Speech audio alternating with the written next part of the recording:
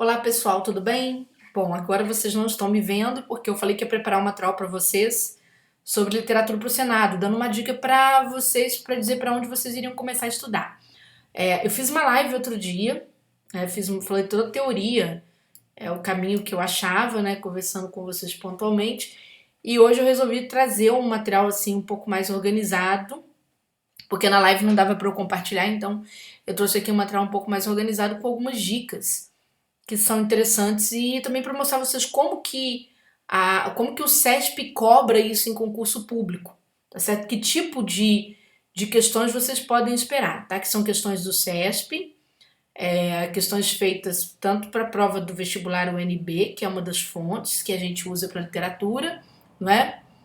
E questões também extraídas de materiais, vamos dizer assim, de provas. Por exemplo, o CESP fez a prova do TJ Rio com 40 questões de interpretação em 2008 e muitas questões de literatura, tá? Então aí é um bom índice, um bom início. Então nessa dica de hoje, né, a gente vai falar sobre algumas escolas literárias que são importantes para a literatura nacional, vou explicar a vocês por que vão ser essas escolas e talvez a banca não vá se enveredar por outros, né? Eu vou explicar isso aqui. E eu tinha falado até que falei até pra vocês sobre a live do GRAN, né? Eu falei, gente, vai ter uma aula no GRAN e tal. Achei que os caras iam deixar 24 horas. Eles não deixaram, não. Eles tiraram logo em seguida. E aí o pessoal, né, que não conseguiu ver, se desesperou um pouquinho. Então eu trouxe aqui alguma coisa do que eu falei no curso lá do GRAM para vocês entenderem como que a literatura do Senado tende a ser distribuída, tá?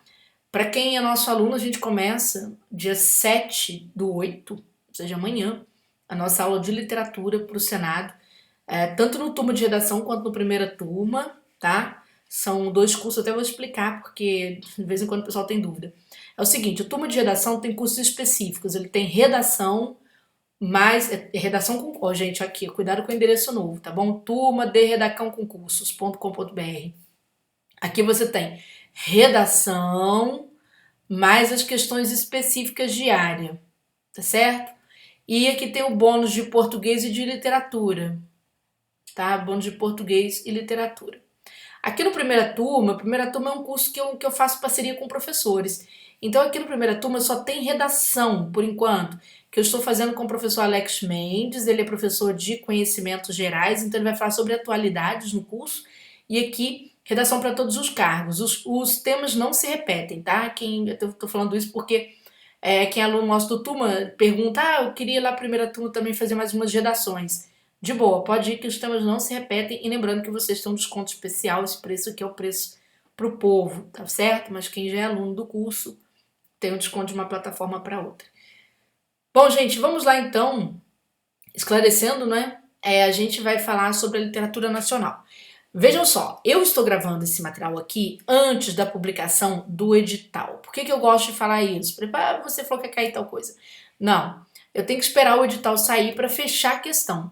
Mas entendendo muito bem, né, toda a minha carreira acadêmica toda em literatura, eu nem falo da minha carreira acadêmica, para concurso ela tinha pouco serventia, né, porque eu não tinha carreira acadêmica em língua portuguesa, em redação ela é toda voltada para literatura, então é o terreno em que eu piso muito bem. Vejamos, o que nós temos? Você tem várias estéticas literárias que marcam a literatura nacional. Quando você for estudar, você está querendo adiantar seu material, né, os seus estudos para o concurso do Senado, a gente já sabe que vai cair literatura nacional para todos os cargos do Senado. Nesse sentido, veja que eles não colocaram literatura ou literatura brasileira, não, eles colocaram literatura nacional. Então eles estão falando de um projeto cultural, tá bom? Exatamente de um projeto. Existem várias estéticas que vão marcar períodos em que a condição humana é retratada pela literatura. Várias estéticas. Porém, não adianta você ir com fome, pegar todas aquelas estéticas de uma forma muito organizada no tempo, porque pouco vai resolver para você, não resolve. Você tem que entender quais são as estéticas que tinham um projeto nacionalista. É aqui que tá, porque o CESP vai bater em cima, tá? Eu já dei aula de literatura pro pessoal do CACD, que acho que o pessoal que eu dei mais aula de literatura, então isso ficava muito nítido. Você olha para as questões do CESP e Sebrasp, aliás, só um minutinho. Onde vocês vão achar provas? Né? para você começar a fazer exercício. Peguem as provas da UNB, provas do CA, CD, CACD Diplomacia, tá, povo? Prova do TJ Rio, né? De 2008. Tem mais, o próprio Enem, porque o Enem é um consórcio de bancas, então tem a mesma visão que o Sebrasp, perfeito? Então vamos lá. Das estéticas que entraram no Brasil ou que aqui nasceram, que tem um projeto de literatura nacional, são essas daqui: quentismo, romantismo, realismo, modernismo e contemporaneidade, tá bom? Eu vou explicar como, eu vou falar muito rapidamente aqui, porque eu vou direto para as questões daqui a pouco. Por exemplo, o quentismo é a nossa literatura de informação ou de catequização. Por quê?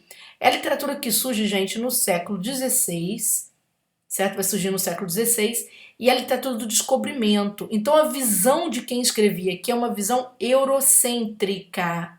O que é uma visão eurocêntrica? A visão da Europa, tá bom? É a visão do colonizador sobre a colônia.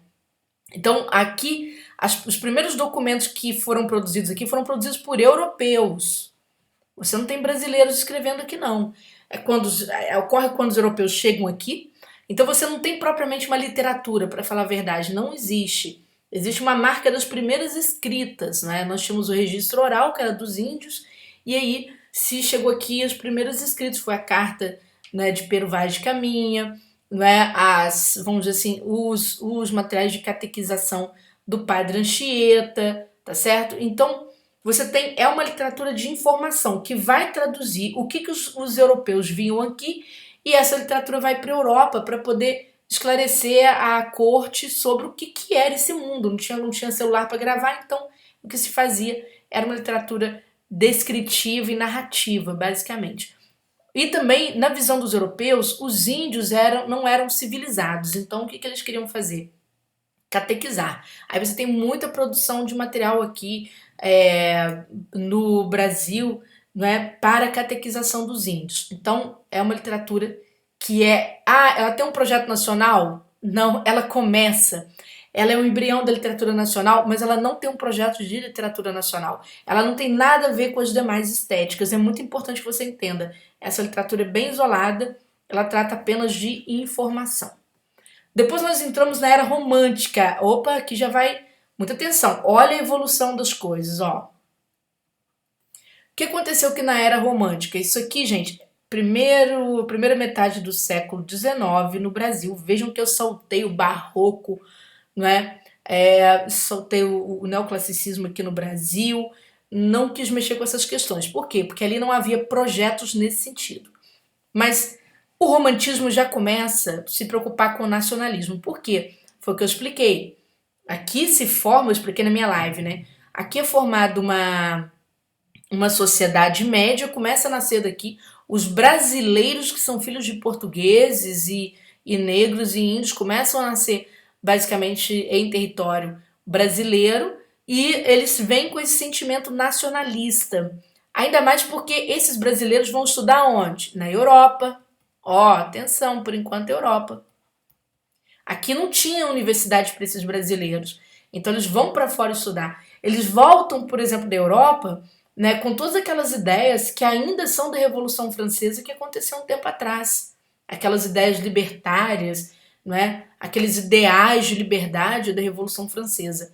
E aí eles sonham com um Brasil independente, eles têm uma visão nacionalista assim, muito idealizada. E a figura em que eles vão depositar essa visão nacionalista é na figura do índio. Tá? Então você vai ver que é uma visão um tanto fanista. Por que o fanista? Porque eles veem o Brasil como o país do futuro. É daqui que nasce essa ideia, não é? O nosso, uma mata exuberante, uma natureza maravilhosa, não tem lugar melhor no mundo. Na cabeça desses brasileiros, ó, são brasileiros, mas que se formaram na Europa. Então preste atenção um pouquinho. O que você tem aqui é uma visão dos brasileiros, mas dentro de conceitos bem europeus. Por quê? Eles vão falar do índio, por exemplo, a figura indígena que esses brasileiros querem levar para os seus romances, não é? Que tipo de figura dos seus poemas? Que tipo de figura é essa? É a figura exatamente de um índio que é quase um herói medieval. Então não é o índio nacional, eles pintam uma figura de um herói medieval porque a concepção heróica deles é uma concepção eurocêntrica, tá bom? Então, veja, aqui há uma idealização do nacionalismo, uma idealização da terra, uma idealização do índio, né? Então, cuidado. Chego na segunda metade do século XIX, quase chegando ao século XX, você tem aqui o mundo explodindo de problemas sociais. E aí começa um grande período de crítica social. O realismo, gente, vou apagar aqui tudo, tá? Só para explicar. O realismo é uma época bem objetiva. Se os românticos viajavam na maionese, eram bem subjetivos, não é? Viviam de utopias, aqui é uma época bem subjetiva, aqui é bem objetivo. Os caras são centrados na realidade. Tanto que todos os romances dessa época são romances de crítica social, e de crítica social fortíssima, não é? A gente fala assim, qual é o grande expoente do realismo? Machado de Assis.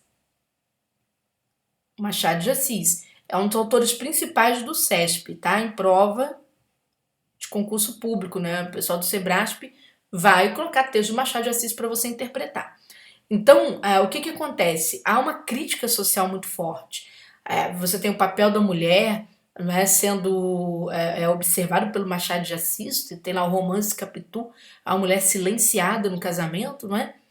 Sobre a qual paira uma dúvida moral, se ela traiu ou não traiu o marido. Você tem uma crítica contra a burguesia no romance Brás Cubas, tem uma personagem burguesa completamente, né, assim, até chega a ser um pouco mais sofisticado, mas um tanto idiotizado, um cara que não lê, não faz nada e julga tudo que vê. Então é interessante que o Machado vai expondo essas figuras, né, e as camadas de preconceito na própria sociedade. Então, quer dizer, isso aqui é bem interessante, crítica social e uma interpretação das coisas com uma lente bem objetiva. Guardou? Você vai ver que no realismo não se vai idealizar mais o nacionalismo. Aqui o Brasil é visto de uma forma crua, com seus problemas sociais. Bom, chego aqui no século XX, agora vai apertando um pouquinho, né? Nós vamos chegar ao modernismo. Todas as questões em concurso público ou em vestibular que caem sobre o modernismo, você pode se preparar para isso aqui, ó. Inovação linguística. Por quê? Porque o modernismo, a partir da semana de 1922, vai lançar diversos manifestos em prol realmente de uma literatura nacional. De fato. E aqui é que começa o nosso nacionalismo propriamente dito. Porque aqui é uma crítica, não é?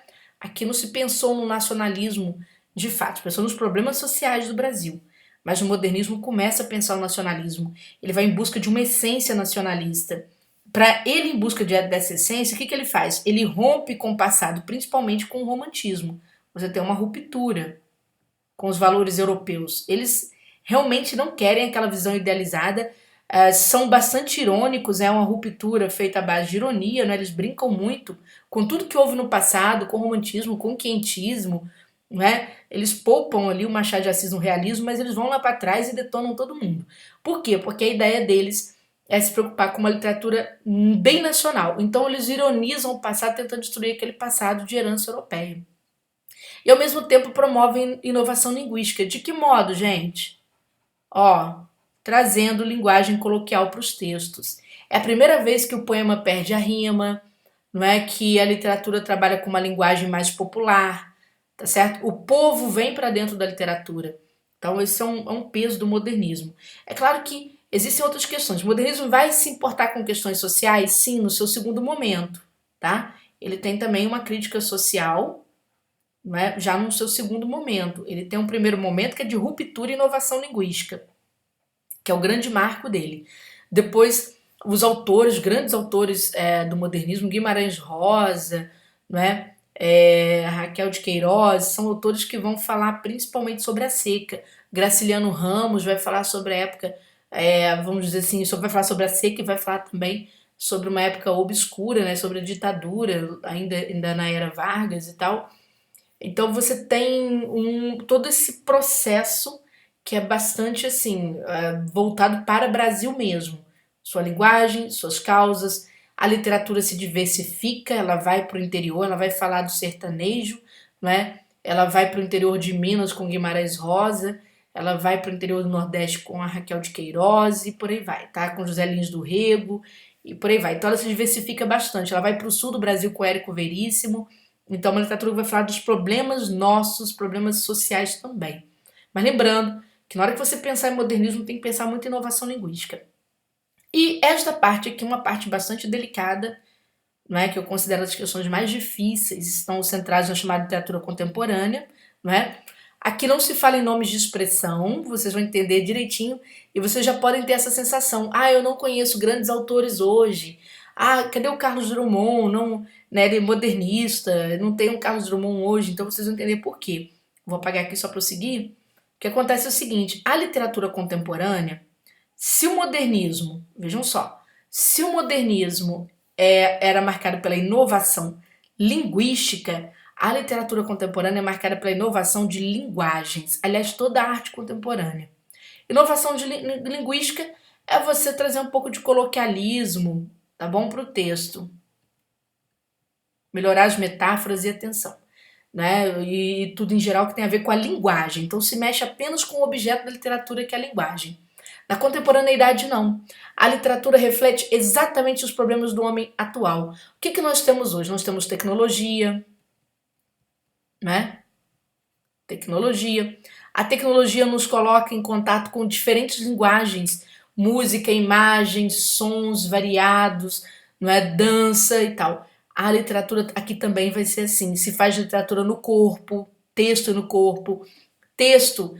Muitos livros são verdadeiros hiperlinks que estão na internet, não é? Se fala sobre tudo e todo mundo pode falar, existe o famosinho lugar de fala, em que todo mundo pode falar o que pensa.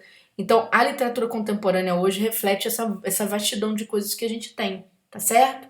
Por isso que nas provas, o que vai acontecer na literatura contemporânea é que você vai ao excesso, ao extremo da objetividade. Não existe praticamente subjetividade. Você trabalha com o que você enxerga, com a matéria que está na sua mão. Por quê? Porque ela é multicultural, ou seja, aqui todo mundo fala, os negros escrevem, os índios têm sua literatura que é reconhecida, a oralidade reconhecida, há uma mistura de arte com inovação circense, com teatro, tudo vira literatura aqui na contemporaneidade. Tanto que são as questões que a gente tem que treinar muitas vezes, porque não são questões tão simples, porque é questão de senso crítico, você tem que enxergar as coisas, tá bom?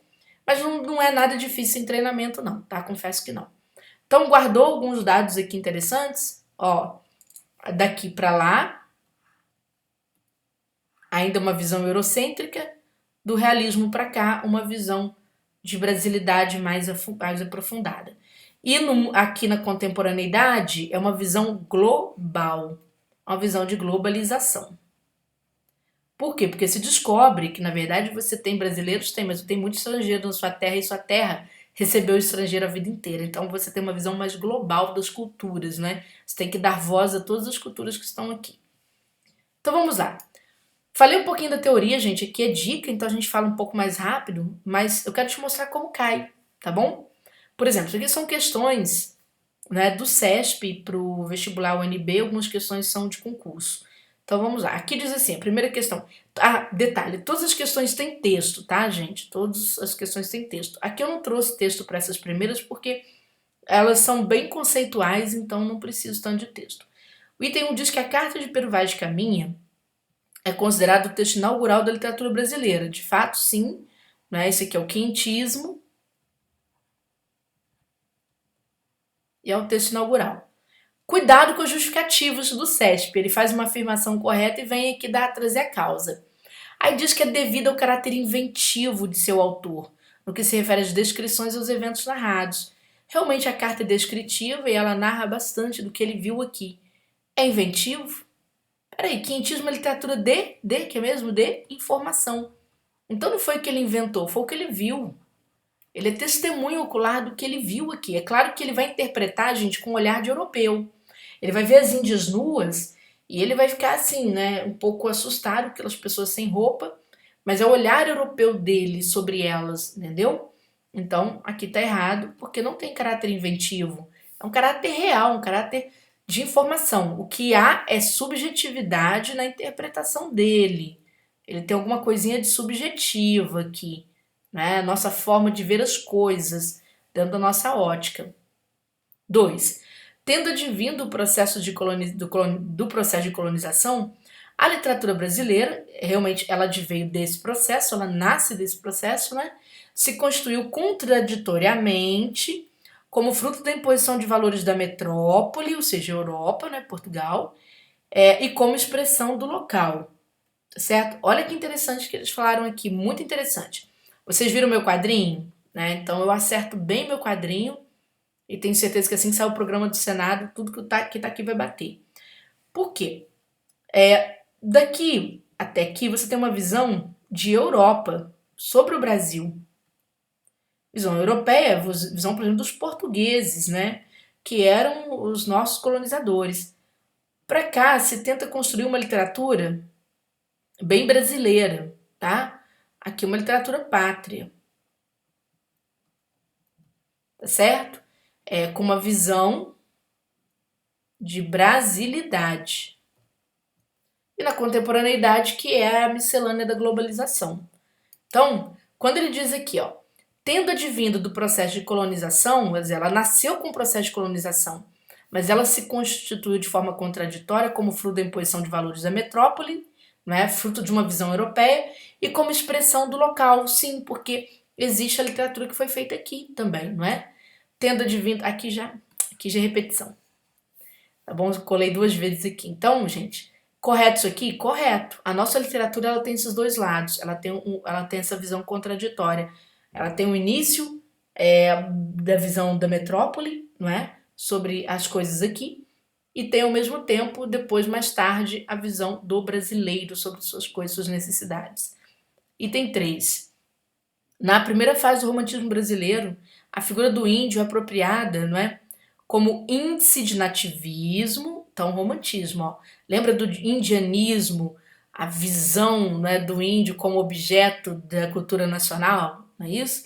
Ele é símbolo da afirmação nacional após a independência política em 1822. De fato, nós estamos falando da primeira metade do século XIX, tá? Então, a busca por essa independência, pela liberdade que os românticos tinham. Certo isso aqui também, tá bom? 4. O indianismo na obra poética de Gonçalves Dias, né? Então sempre tem texto, tá, gente? E da produção romanesca de José de Alencar, são 2 românticos. Falou indianismo, pode sacar, é romantismo. Mesmo que você não conheça os autores, é romantismo. Tem em comum a pesquisa linguística e etnográfica dos povos nativos que resulta uma representação literária isenta de idealizações nunca. Os românticos são idealizadores. Eles pesquisam alguma coisa? Não, que se eles pesquisassem, não ficariam idealizando nada, né? Certo? Ó, pesquisam nada, eles têm uma visão europeia sobre o índio e querem que aquele índio seja o Guarani. O Guarani é quase um Thor, tá? Nos romances aí, no romance de José de Alencar. E mais, 5.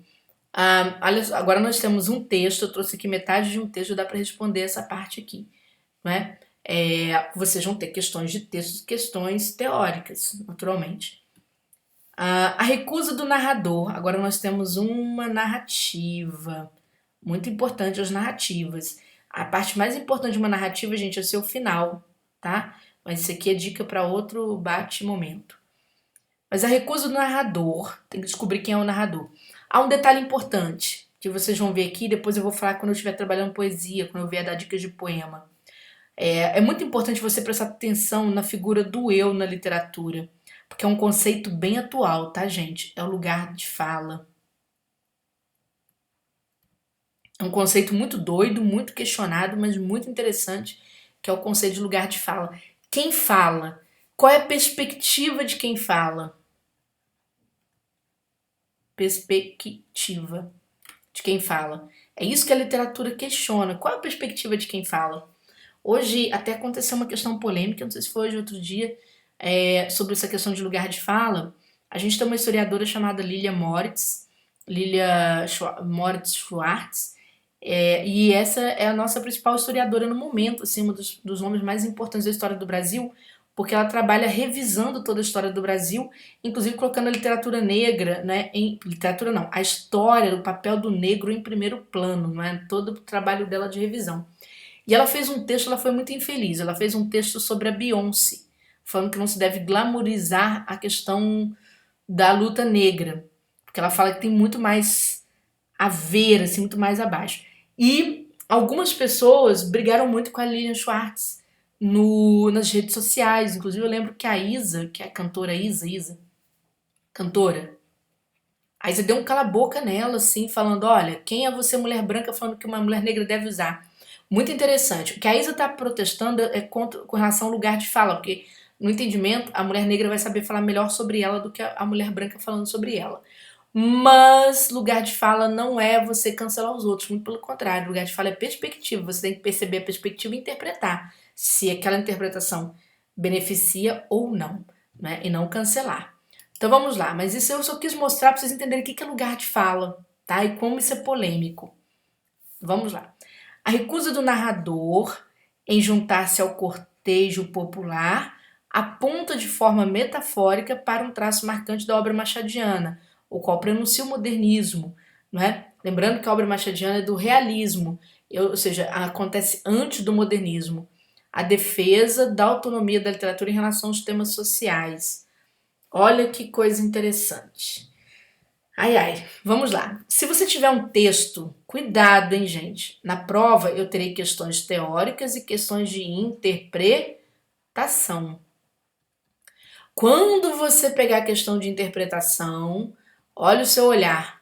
Objetividade. Você vai se voltar para o texto. Você não pode pegar, porque, é Machado de Assis, então eu vou entender que aconteceu isso de fato com Machado de Assis, muito, muito pelo contrário. Porque quando a banca pega um texto, ela faz um recorte. De repente, aqui nesse texto não tem o que você está pensando, tá? Não tem a grande característica do realismo, por exemplo, tá certo? A sua relação com os temas sociais, de repente, não tem.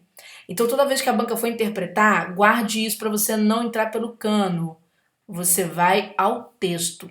E detalhe, você não vai ficar interpretando, não. Aí entra aquele conceito do Humberto Eco, que eu falei na minha live, que são os limites da interpretação. A interpretação semiótica do texto é aquilo que ele tem em seu relevo. Principalmente, dali você vai construir uma ideia. Veja só, pegue aqui, ó, a recusa do narrador em juntar-se ao cortejo. Então eu vou procurar o narrador. Como é que eu conheço o narrador? Pela primeira pessoa. Enfim, lei. Nunca fui, olha ele aqui. Nem o cargo me consentia ser propagandista da abolição. Mas confesso que senti grande prazer quando soube da votação final do Senado e da sanção regente. Estava na Rua do Ouvidor, onde a agitação era grande e alegria geral. Não preciso entender nada não, tá? Vamos lá. Acompanha comigo. Um conhecido meu, homem de imprensa, achando-me ali, ofereceu-me lugar no carro que estava na Rua Nova e enfileirar no cortejo. Cortejo. Agora começa a prestar atenção. Falei que não precisa entender nada antes não, você tem que prestar atenção exatamente quando você chega à palavra-chave, né? E enfileirar no cortejo organizado, quer dizer, olha só, alguém ofereceu para ele um lugar num carro, né? E ele ia participar de um cortejo organizado para rodear o paço da cidade e fazer ovação à regente. Estive quase a aceitar. Quero ver por que ele recusou, ó. Que essa é a pergunta. Estive quase a aceitar. Tal era o meu atordoamento, mas os meus hábitos quietos, os costumes diplomáticos, a própria índole e a idade me retiveram, melhor que as rédeas do cocheiro aos cavalos do carro, e recusei. Recusei com pena, deixei-os ir. Veja só, ele recusou a participar, gente, do cortejo, por quê? Por causa dos costumes dele, ele é quietinho, ele é diplomático, não é? Ele, é por causa da índole que ele disse que tem, que não queria participar daquilo, e a idade, então, foram os fatores. Veja que, olha só, a recusa do narrador não tem nada a ver com isso aqui. Isso aqui é conversa, que a banca tá jogando pra cima de você para ver se você marca, tá? Cuidado que você está... Quando você tem texto, você tem que interpretar o texto, tá bom? Então, a recusa do narrador juntar-se ao cortejo popular aponta de forma metafórica para um traço marcante. Não, ele só recusa, detalhe, por conta desses motivos. Veja que aqui eu não tenho nenhum traço marcante de realismo prenunciando modernismo, não tem essa viagem não, tá bom? Então, cuidado. Pé no chão Questão errada. Questão 6. Ao afirmar que caso houvesse participado da manifestação, se ele tivesse participado, não se teria entendido, linha 19 e 20, ou meteria a cara entre os joelhos. O narrador indica que, na opinião dele, a abolição não era motivo para tanta celebração. Então vamos ver se ele falou isso. Deixei-os ir. E ele e os outros que se juntaram e partiram da rua 1º de março. Disseram-me depois que os manifestantes erguiam-se nos carros que iam abertos e faziam grandes aclamações em frente ao paço, onde estavam também todos os ministros. Se eu lá fosse, quer dizer, se ele tivesse participado da manifestação, provavelmente faria o mesmo. E ainda agora não me teria entendido. Não faria nada, meteria a cara entre os joelhos. Ele te falou por quê? Não, ele só falou que meteria a cara entre os joelhos. Então, eu não tenho essa afirmação que foi posta aqui ao final, tá? Veja que aqui ele para até de falar, ainda bem que acabamos com isto, era tempo. Então não tem, ele só fala, se eu tivesse saído, no primeiro momento ele fala o quê? Eu não teria me entendido. Não, eu não faria nada, eu meteria a cara entre os joelhos. Ou seja, ele não iria ficar tão empolgado. Mas ele não falou por quê. E se não falou por quê, você não pode preencher. Questão errada. Questão 7. Falei para vocês, Machado de Assis é realismo. E quando a gente entende a estética, a gente entende que a estética realista precisa ser interpretada com o máximo de objetividade. Se eu estivesse interpretando um texto romântico, eu iria trabalhar a sugestão, que é a possibilidade de eu realmente criar inferências a partir das metáforas do texto romântico, entendeu, gente? Então, cuidado, texto de Machado de Assis é realismo puro.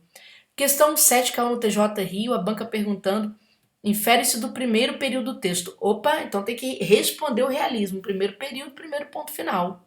Eu vou daqui até aqui, tá? Não é primeiro parágrafo, primeiro período. Que algumas reminiscências, se você não sabe o que é reminiscência, não precisa saber, basta você olhar para o texto, tá bom? Há dessas reminiscências que não descansam antes que a pena ou a língua se publique. Como é que você faz uma interpretação bem objetiva? Com palavra-chave. Há dessas reminiscências que não descansam antes que a pena ou a língua as publique. Aí eu vou olhar aqui. Há algumas reminiscências, não nos dão descanso, eu olho aqui, não descansam, ok. Sejam boas, sejam dolorosas, eu li isso? Não. Não nos deixam em paz, quer dizer, elas não nos dão descanso, então posso considerar aqui talvez uma possível metáfora. Mas como o texto é realista, a tendência seria da letra A, porque fala claramente do que se trata, né? Até causar muita dor. Causar muita dor eu não tenho, então já descartei a B. Precisam vir a público. Há dessas reminiscências que não descansam antes que a pena ou a língua as publique. As publique. Vir a público. Oralmente, a língua. Então, falado, E por escrito, Machado de Assis usava pena, não é? Um pouquinho aqui de cultura você mata, de erudição você sabe que no século XIX se escrevia com pena. Então, precisam vir a público, oralmente ou por escrito. A letra C está muito boa. Letra D, são impublicáveis? Não, o texto diz as publique. Devem ser esquecidas de vez? Não, elas não dão descanso, então elas estão sempre sendo lembradas. Melhor resposta, letra C. Vamos mais. Questão 8. Ainda sobre o mesmo texto. No segundo parágrafo do texto, o autor usa o exemplo, atenção, recorte, está interpretando, de quem passa a vida na mesma casa de família, para reforçar sua ideia de quê? Então eu volto ao texto, olha só. Tem que procurar, é o segundo parágrafo, não é? Então você vem lendo igual doido aqui, mas quando você chegar nesta parte aqui, você achou que a banca perguntou a quem passa a vida na mesma casa de família. Você vê que até o Machado de Assis não sabia gramática, olha só, cadê o verbo haver, né? Vamos lá. Não, minha memória não é boa. Ao contrário, é comparável a alguém que tivesse vivido por hospedaria, sem guardar delas nem caras nem nomes, e somente raras circunstâncias. Há quem passe a vida na mesma casa de família, com seus eternos móveis e costumes, pessoas e afeições. É que se lhe grava tudo pela continuidade e repetição. Parei. Eu tenho que ler aquele período ali. Por quê? Princípio da coesão. O que quer dizer coesão na interpretação? Ficar tudo próximo, tá? O sentido tem que estar próximo. Há quem passe a vida na mesma casa de família, com seus eternos móveis e costumes, pessoas e afeições. É que se lhe grava tudo pela continuidade e repetição. Vamos conferir? Há quem passe a vida na mesma casa de família. Para quê? A convivência rotineira, a pessoa passa a vida, ela passa a vida, então passou a vida inteira. Existe uma convivência rotineira em casa de família. Favorece as lembranças, sim, a pessoa grava tudo pela continuidade e repetição. Então, sim, é com as mesmas pessoas, os mesmos móveis, então tá batendo aqui. A letra tá muito boa. Vamos ver mais. Ele próprio poderia ser um convívio de muito boa memória? Ele não é o eu, não é o narrador, não é o lugar da fala. Ele tá falando do outro, de quem passa a vida, não dele. A vida familiar faz lembrar somente circunstâncias? Não, é que a pessoa grava tudo. Lá tá escrito que esse ele grava tudo. Viver em casa de família é uma hospedaria? Hospedaria não, só casa de família que eu li. Viver em família com seus eternos móveis e costumes, descansa a mente e estimula a memória? Não, eu não li que estimula a memória. Eu li que a pessoa grava tudo, com as mesmas pessoas, as mesmas coisas. Resposta letra A. Então você vai por palavra-chave texto realista assim que você interpreta. Cheguei aqui aos textinhos, né? Aqui a parte finalzinha. Já, vamos ver. Soltei, ó, eu passei com vocês do quentismo, entrei com vocês no romantismo, trouxe umas questões de realismo, agora chegamos ao modernismo. Eu só não trouxe literatura contemporânea hoje, tá? Que eu guardo para outro momento, certo? Pra gente dar dica aqui e tal. Então, vamos lá. Ai, gravei 2 vezes o mesmo. Puta, Júnior, que bagunça, mas tudo bem. Vamos lá. No poema As Meninas da Gar, né, As Meninas da Gar, do Oswaldo de Andrade, faz uma paródia da carta de Caminha, ó. As Meninas da Gar eram 3 ou 4 moças bem moços e bem gentis, com cabelos muito pretos pelas espadas e suas vergonhas tão altas e tão saradinhas que de nós as muito bem olharmos, não tínhamos vergonha nenhuma. Então vamos lá. Ele faz uma paródia com a carta de Caminha, veja que está falando sobre as índias, né? As mocinhas aqui. Relacionando por meio do humor. Lembra que eu falei que o modernista olha para o passado com ironia, ele tenta romper? O achamento do Brasil à realidade urbana, de fato. Gente, eles vão lá no Brasil de Peru Vaz para ironizar. Por quê? Porque eles pertencem à literatura agora urbana, à literatura de São Paulo, né? Paulista em particular no início do século XX, certinho. Porque o Oswald é um modernista e ele é bastante irônico. Vocês podem ver, tanto que ele fala ó, que de nós, as muito bem olharmos, ele tá falando a verdade aqui, né? Acha as moças bonitinhas ali, né, estão nuas e eles ficam de olho. Então ele não escreve aquela carta pudica do Pero Vaz de Caminha, ele ironiza o português. E 10. O Manifesto da Poesia Pau-Brasil, falei com vocês, modernismo é cheio de manifesto, né? E o Manifesto Antropófago marco das ideias modernistas no Brasil, pregava um uso rigoroso da linguagem. Uso rigoroso da linguagem? Não, falei com vocês que é o quê? Que é a liberdade linguística, a inovação linguística, a entrada do quê, gente?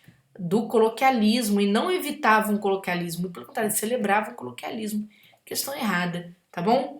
Então, gente, se vocês gostaram, querem estudar conosco, o pessoal pergunta, tem os cursos no Turma de Redação, que são os cursos que são voltados para cada área, tem redação e questões específicas, tem literatura incluída, tem português incluído. No primeira turma é um curso de redação para todos os cargos, quem quer treinar mais ou quer só fazer redação, entra na primeira turma que você também vai encontrar as mesmas coisas, só não vai encontrar as questões específicas, tá bom? Beijo grande para vocês e até a próxima dica.